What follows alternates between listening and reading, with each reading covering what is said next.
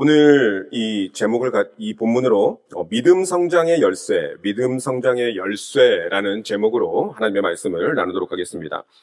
마가복음은 지난 시간에도 말씀을 드렸던 것처럼 행동을 강조합니다. 마가복음은 행동을 강조하는 복음이다. 그래서 닉네임이 행동복음입니다. 행동복음.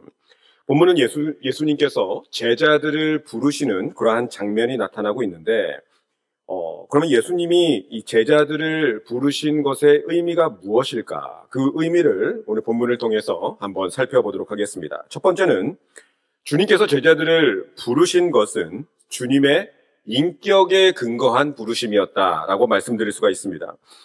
여러분, 예수님은 어디서 성장하셨습니까? 나사렛 사람 이렇게 해서 나사렛에서 성장하셨습니다. 그런데 아마 학자들에 의하면 성장이 지난 다음에 성장을 마치고 그 다음에 나사렛에서 가버나움으로 거주지를 옮기셨다, 이렇게 이야기를 합니다. 21절에도 이렇게 말씀하고 있죠. 그들이 가버나움에 들어가니라 예수께서 곧 안식일에 회당에 들어가 가르치시매. 따라서 예수님의 성장은 갈릴리, 이 나사렛, 그러나 사역의 중심 장소는 가버나움이다, 이렇게 말씀을 드릴 수가 있죠.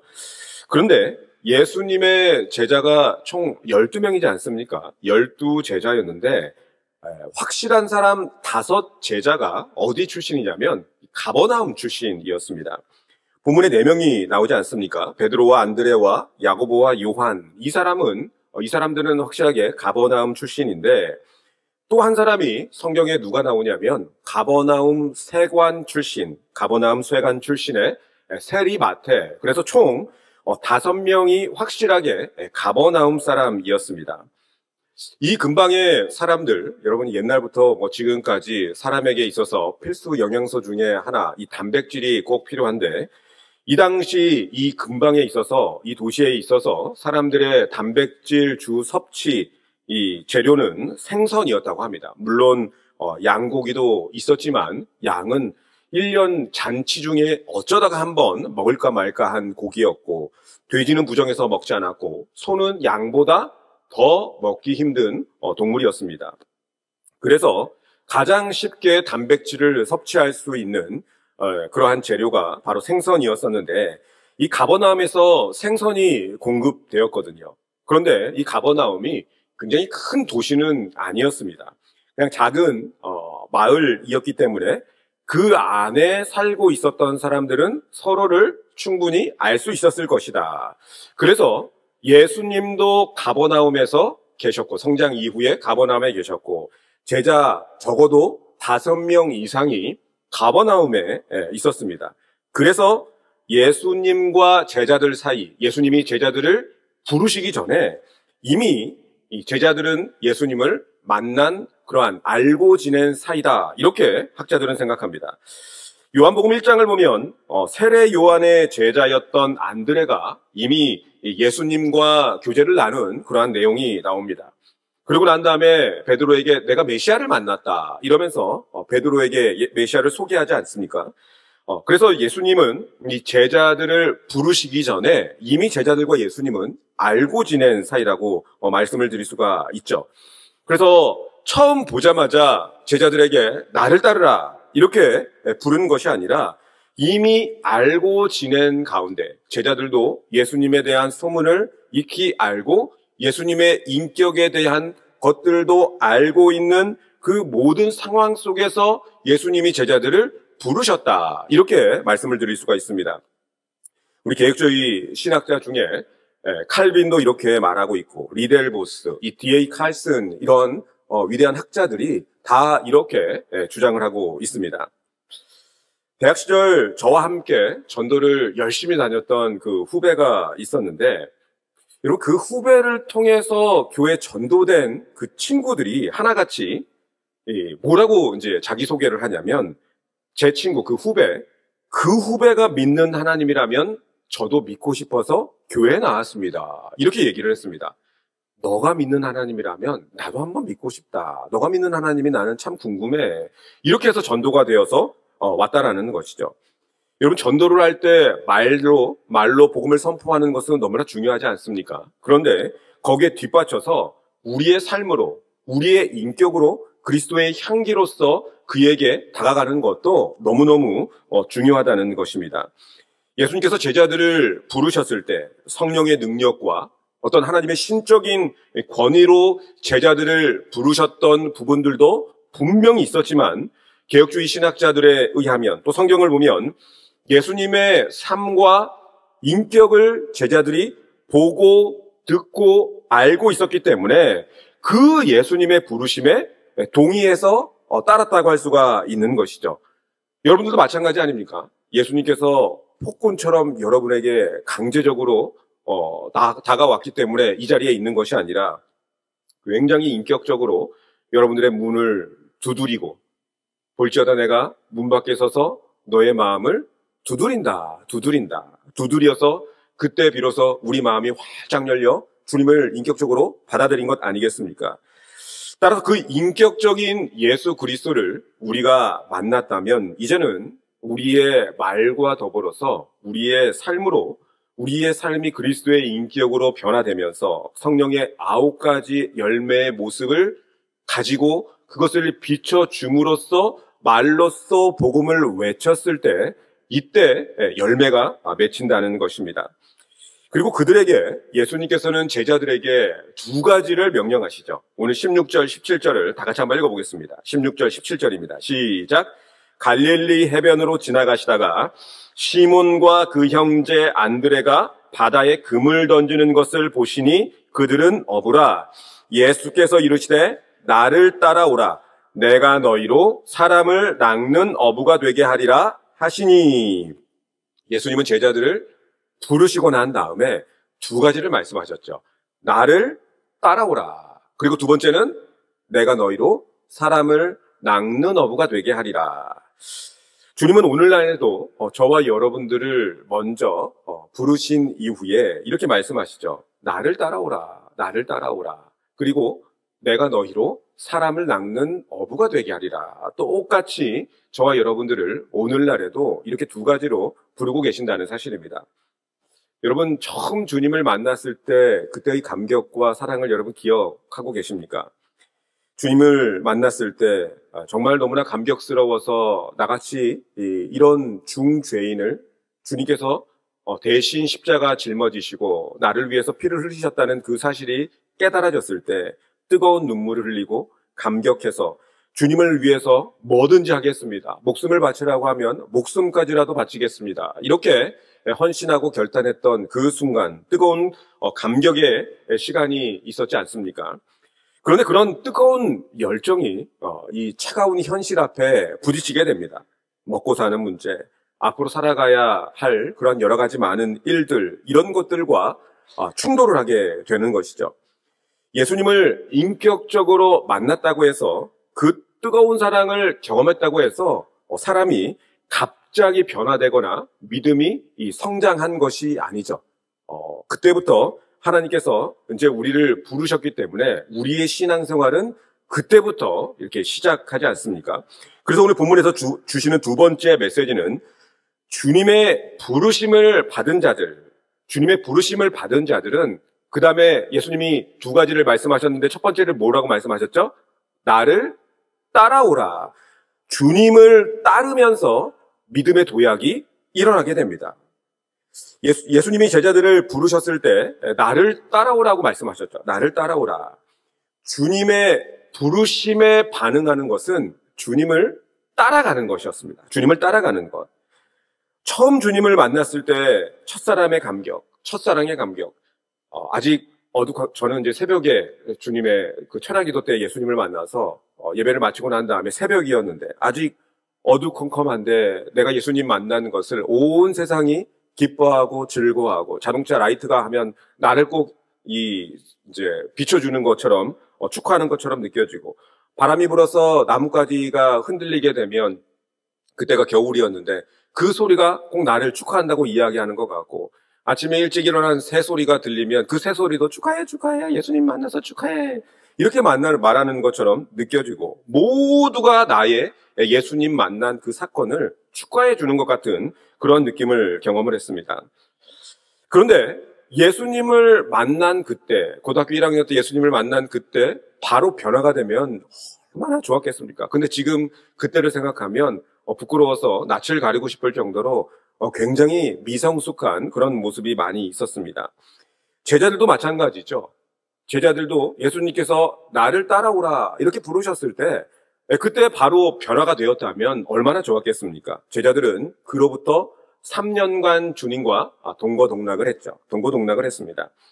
그 사이에 제자들은 서로가 누가 높냐, 내가 높다, 네가 높냐, 너는 어머니까지 모시고 오느냐, 그럼 어머니 없는 사람은 어떻게 하느냐 이러면서 서로 싸우고 또 밤에 배 타고 가다가 풍랑 때문에 죽을 뻔하지 않습니까? 이러한 일들을 충분히 경험했는데 웬걸 3년 뒤에 예수님께서 십자가에 달려 돌아가시는 것입니다. 3년간 주님을 그렇게 동거동락을 했던 주님만 바라보고 나아왔는데 주님이 십자가에 달려 돌아가시자 3년간 공들였던 것은 모두 꽝이 돼버린 것이죠. 꽝. 제자들은 이제 끝났다. 다 모든 것을 이제 여기서 뒤로 하고 새롭게 다시 시작해야 되겠다. 하지만 제자들은 믿음을 포기하지 않고 계속해서 그 이후부터도 주님을 따랐죠. 주님을 따르게 되면 그때부터 믿음의 도약이 일어납니다.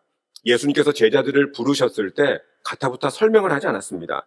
이러한 일을 할 테니까 그때부터 너희들은 나를 따르라. 설명서를 작성해서 제자들에게 주지도 않으셨고 이러한 유익을 줄 테니까 나를 따르라. 이렇게 설명하지도 않으셨습니다. 광고나 홍보의 방법을 가지고 예수님이 제자들을 부른 것이 아니었습니다. 이것이 무슨 말이냐면 먼저 행동하라. 나를 따르라. 행동을 먼저, 의지를 먼저 강조했다라는 것입니다. 우리는 보통 이렇게 생각을 하죠. 하나님 알게 되면 충분히 내 지성이 논리적으로 납득이 돼야 제가 따르겠습니다. 마음에 감동이 돼야 주님을 따르겠습니다. 주님 나를 설득해 주십시오. 설득해 주십시오. 나는 논리적인 사람이라서 주님이 설득을 해야지만이 저는 따를 수 있습니다. 그런데 예수님은 뭐라고 합니까? 먼저 나를 따라오라. 따라오면 알게 될 것이다. 이렇게 말씀하고 계신 것이죠. 요한복음 12장 26절 상반절을 보면 사람이 나를 섬기려면 나를 따르라 이렇게 말씀하고 있습니다. 사람이 나를 섬기려면 나를 따르라. 그런 의미에서 예수님을 따른다는 것은 구구절절하게 왜 따라야 하는지 설명이 충분히 되어야 되는 선행 조건이 아니라 그 따름 자체, 행동 자체, 의지를 들여서 순종하는 그 자체가 주님께서 제자들에게 원하셨다는 것입니다.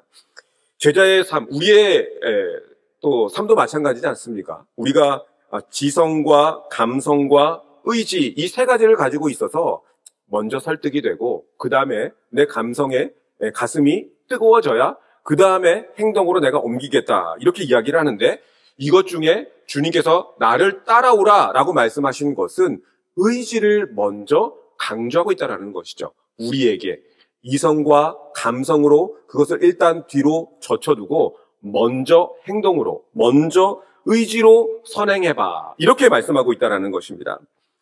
설득하면 따를게, 감동시켜줘, 그럼 따를게. 그런데 성경을 이렇게 읽어보면 하라, 하라, 하라, 하지 말라, 하지 말라, 하지 말라. 의외로 의지를 강조하는 부분들이 성경에는 굉장히 많이 있습니다. 그런데 이 의지를 강조하고 있는 성경의 비밀이 무엇이겠습니까? 주의 말씀에 의지해서 행동하고 의지를 들여서 순종하게 될 때 그때 비로소 우리의 믿음이 도약하게 된다는 것입니다. 그때 비로소 주님을 더욱더 깊이 만난다는 것입니다. 요한복음 14장 21절 말씀을 보면 나의 계명을 지키는 자라야 나를 사랑하는 자니 나를 사랑하는 자는 내 아버지께 사랑을 받을 것이요 나도 그를 사랑하여 그에게 나타내리라. 제일 첫 부분 나의 계명을 지키는 자라야 그 다음에 마지막 부분을 보면 그에게 나를 나타내리라 이렇게 말씀하고 있죠. 따르면 순종하면 의지를 먼저 들여서 행동하면 그때 비로소 나를 그에게 나타내리라.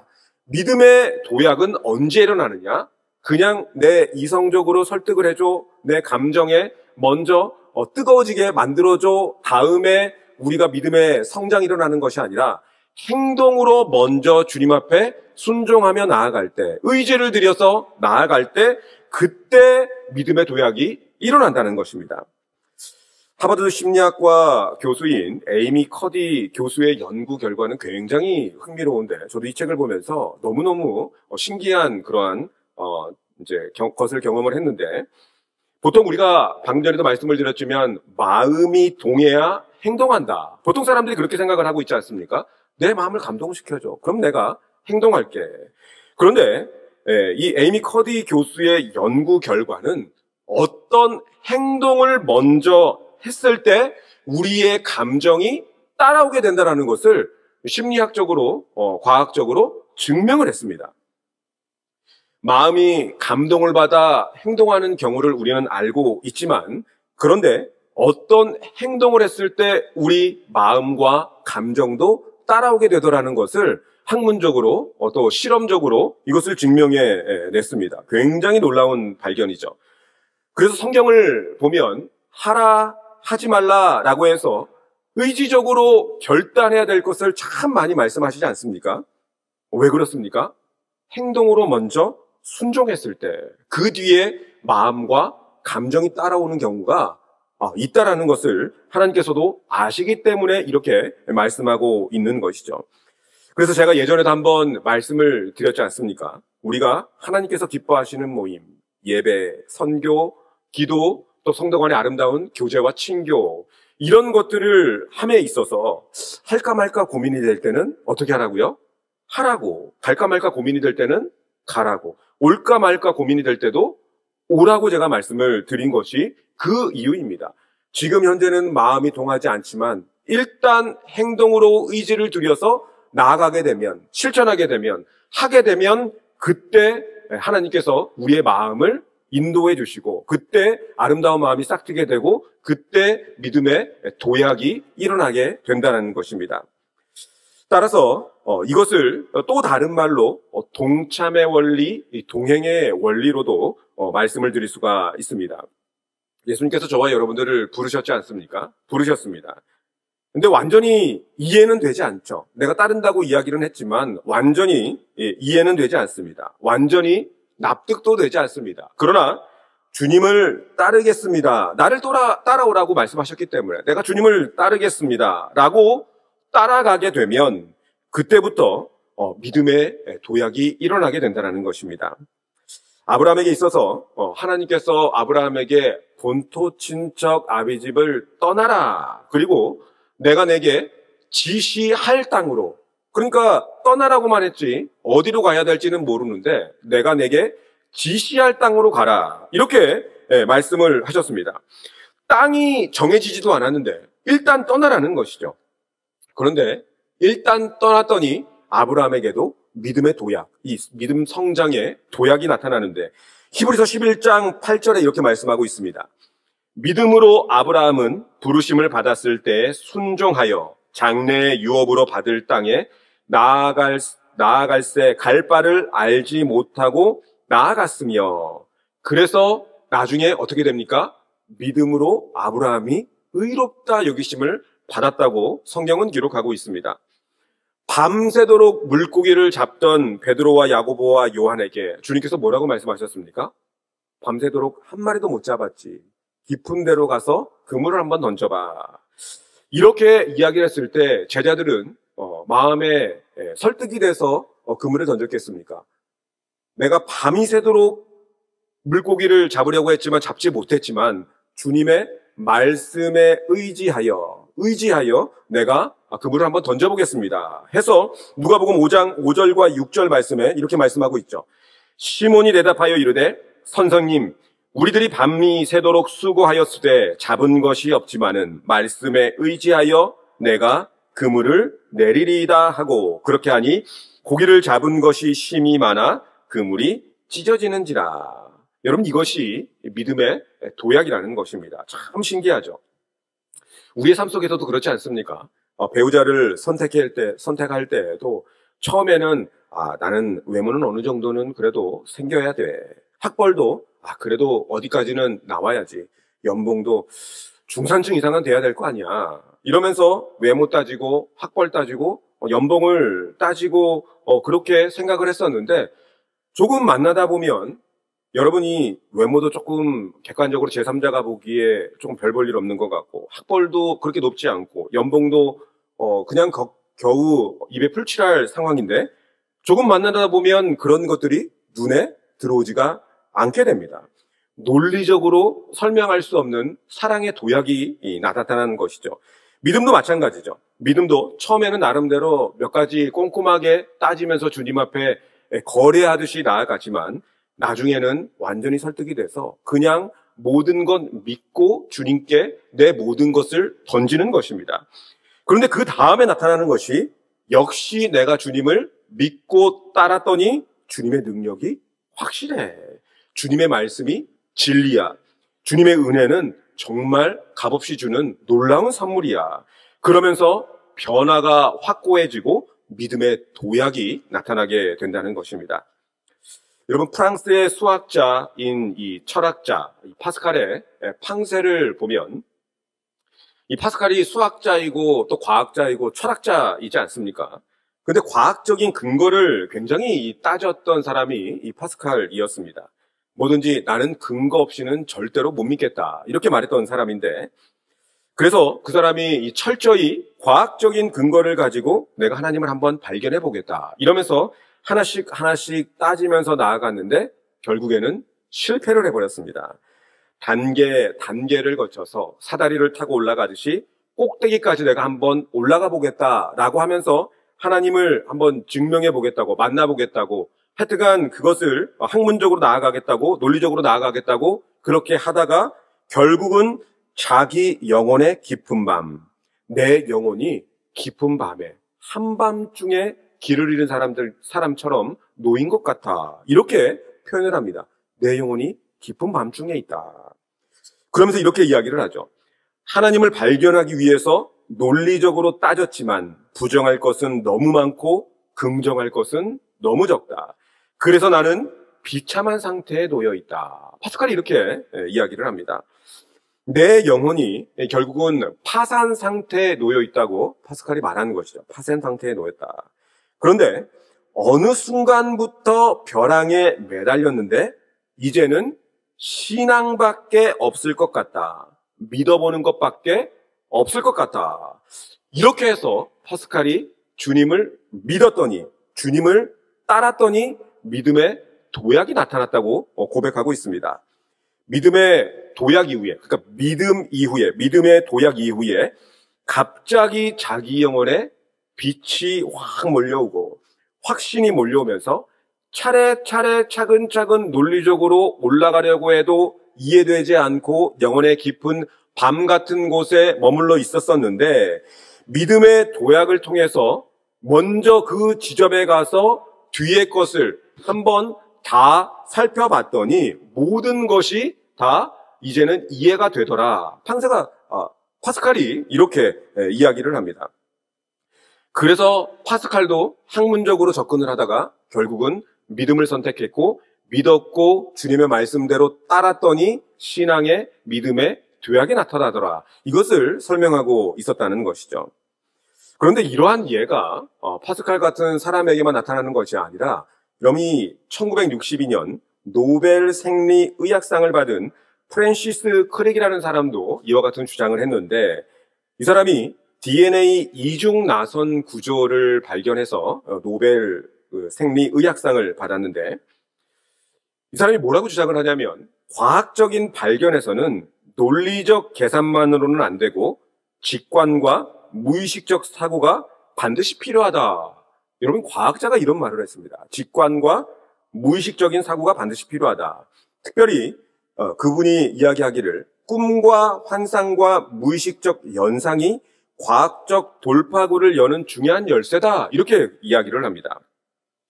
그래서 자기가 노벨상을 받은 것이 뭐냐면 차근차근 연구를 해서 어떤 결과가 나와서 노벨상을 받은 게 아니라 오랫동안 이것을 연구하다 보니까 어느 날 꿈속에 이 사람이 노벨상 받은 사람이 얘기를 한 거니까. 꿈속에 자기가 세포 속에 들어가 있더래요. 세포 속에. 세포 안에 들어가서 세포 안에서 그 내용들을 다 보고 나왔는데 자기는 뭔지 이제는 알죠? 그래서 그 자기가 본 것을 표현해 놨더니 노벨상을 주더라. 노벨상 받은 사람이 이런 이야기를 합니다. 여러분, 믿음도 그렇지 않습니까? 예수님에 대한 약간의 지식이 있고 인격적인 만남으로 출발을 했는데 그분이 나보고 따라오라고 해서 그 말씀에 순종해서 의지를 들여 따라갔더니 행동했더니 그 이후에 믿음의 도약이 일어났다는 것입니다. 우리도 예수님을 따를 때 이런 믿음의 도약이 있기 때문에 이 자리에 있는 줄로 믿습니다. 그래서 결론부터 말씀을 드리면 정말 우리에게 여러 가지 많은 하나님의 기회들이 오죠. 기회들이 옵니다. 그때 머뭇거리거나 우유부단하게 가만히 있는 것이 아니라 주님이 부르실 때 때로는 설득이 안 될 수도 있지 않습니까? 또 내 마음에 감동이 오지 않을 수도 있지 않습니까?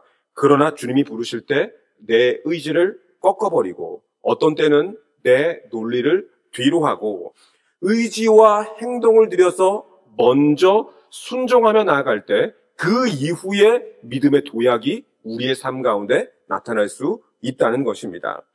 내가 한 가지 다 체험해 봐야만, 내가 설득이 되어야만 나는 주일 성수를 할 거야.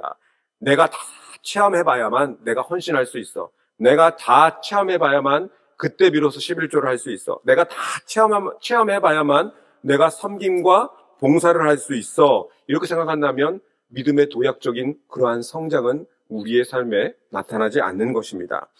어느 정도 믿다 보면 예수님이 어떤 분인지 알지 않습니까? 예배드리다 보면 내게 주신 주님의 확신이 생깁니다. 그리고 그 다음에는 지금까지 주님께서 이렇게 맞으셨는데 그 다음에는 나의 모든 것을 들여서 이후에 일어날 모든 것들도 맞는 줄로 믿습니다. 이러면서 주님을 꽉 붙잡고 주님을 따라가게 되면 지금까지 믿음의 성장이 일어나지 않는데 그 뒤부터는 행동을 통해서 주님께 나아가게 되면 믿음의 도약, 믿음의 성장이 나타난다는 것입니다. 제자들은 이 말씀에 순종해서 의지를 들여 행동을 들여 주님을 따랐을 때 믿음의 도약이 있어서 주님을 꽉 붙들었고 부자 청년은 어떻습니까?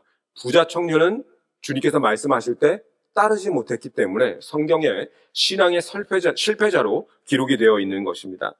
따라서 주님을 따른다는 것은 자로 재는 것이 아닙니다. 아브라함처럼 때로는 본토 친척 아비집을 떠나 하나님이 지시한 땅이 아니라 지시할 땅으로 떠나야 할 때가 있고 예수님의 제자들처럼 깊은 데에 그물을 던져야 할 때도 있는 것이고 또 때로는 본분처럼 그물을 버려두고 주님을 따라야 할 때가 있는 것입니다.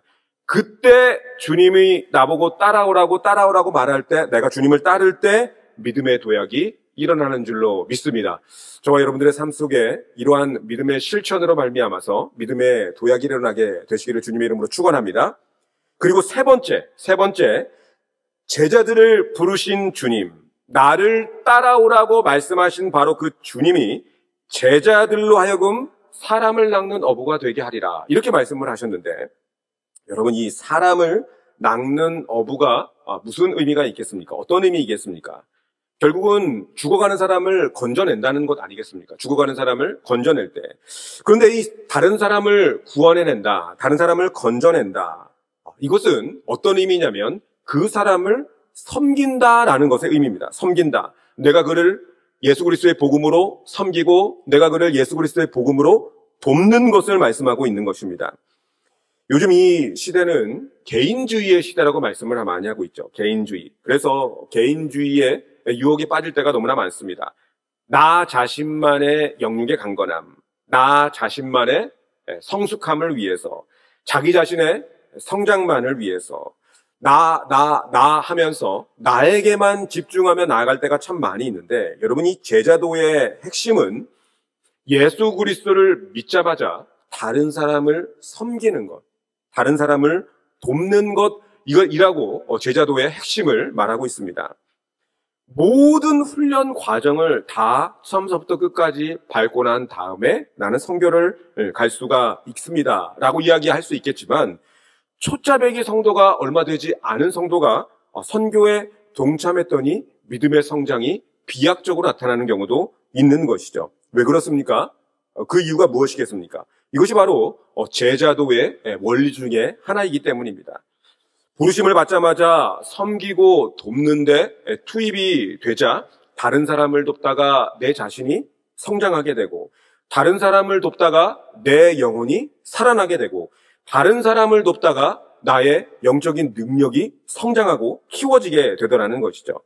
성령의 은사와 달란트를 주시면 내가 주님의 일을 열심히 하겠습니다 라고 기도할 수도 있겠지만, 열심히 사역의 현장에서 돕고 섬기고 봉사하며 다른 사람을 섬길 때 하나님께서 우리에게 주시는 경우도 너무나 많더라는 것입니다.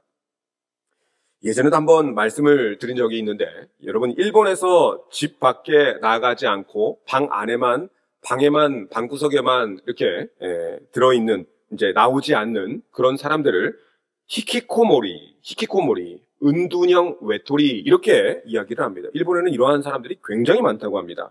히키코모리, 은둔형 외톨이. 그런데 2011년 3월 11일 쓰나미가 일본을 덮쳤죠. 그래서 2만 명이 사망 및 실종이 됐고 수십만 명의 이재민이 발생이 됐습니다. 이때 집안에만 머물러 있었던 이 히키코모리들이 어쩔 수 없이 집 밖에 나왔는데, 집 밖에 나와서 사람들이 복구하는 것을 돕고 또 버려진 아이들을 섬기고 돌보고 치료된 사례들이 너무나 많다라는 그 기사를 제가 봤습니다. 다른 사람을 돕다가 자기의 이 심리적인 질병도 치유가 되더라는 것이죠. 죽음의 수용소라는 책을 썼던 빅터 프랭클도 있지 않습니까?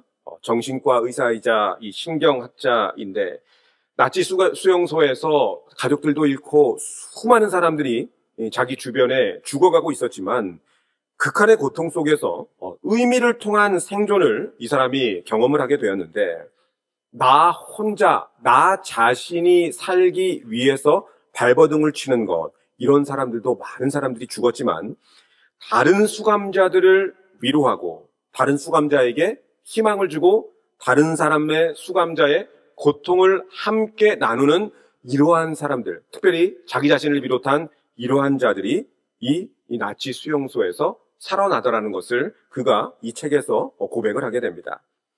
자기 고통의 의미를 다른 사람을 섬기면서 발견하게 되었고, 그것이 내적 회복의 길로 연결되었다고 이 사람이 고백을 하고 있습니다. 여러분, 이 소망이 없는 곳에서도 타인을 섬기고 도울 때 내가 기대하지 않았던 내가 살아나고 내가 성장하고 나의 믿음이 더욱더 확고해진다는 것을 경험하게 되었다는 것입니다. 여러분, 말씀을 마치도록 하겠습니다. 주님은 저와 여러분들을 부르신 줄로 믿습니다. 그런데 그 첫 번째 부르심의 시작은 예수님의 인격에 기반한 부르심이었습니다.